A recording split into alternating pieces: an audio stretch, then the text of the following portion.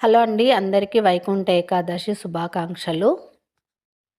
అందరూ గుడిలోకెళ్ళి దర్శనాలు మంచిగా చేసుకున్నారా? ఇంట్లో పూజలు చేశారా? మార్నింగ్ అందరూ బిజీగా ఉంటారని నేను లేట్‌గా అప్‌లోడ్ చేస్తున్నాను ఈ వీడియో. పూజలు ఎలా చేసుకున్నారు? మంచిగా చేసుకున్నారా? ప్రశాంతంగా ఈరోజైతే నేనైతే చాలా ప్రశాంతంగా చేసుకున్నానండి. మాకు నిన్న మొన్నటి దాకా పూజలైతే లేవు.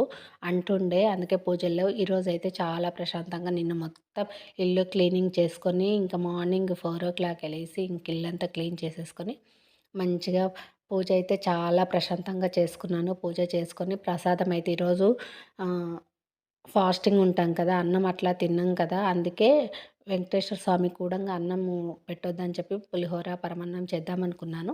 ఇంకా అన్నం ఐటెమ్స్ చేయొద్దు కదా! అట్లా అని నేను చేయలేదు. చేయకుండా వడపప్పు, పానకము, ఇంకా ఫ్రూట్స్ పెట్టేసుకున్నాను. ఈరోజైతే నేను ప్రసాదంగా చేసుకున్నాను. ఇంక పూజ అయితే చాలా ప్రశాంతంగా అయింది.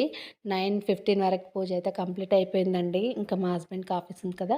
ఇంకా గుడికెళ్దామని ఎళ్ళేసేసరికి అక్కడ చాలా జనాలున్నారు. దర్శనం కూడా అయితుందా లేదా అనుకున్నాను. ఇంకా మా హస్బెండ్‌కి ఆఫీస్ టైం అయితుందని చెప్పేసి మమ్మల్ని అక్కడనే వదిలేసి, ఇంకా తను బయట నుంచి దర్శనం చేసుకొని ఎళ్ళిపోయారు.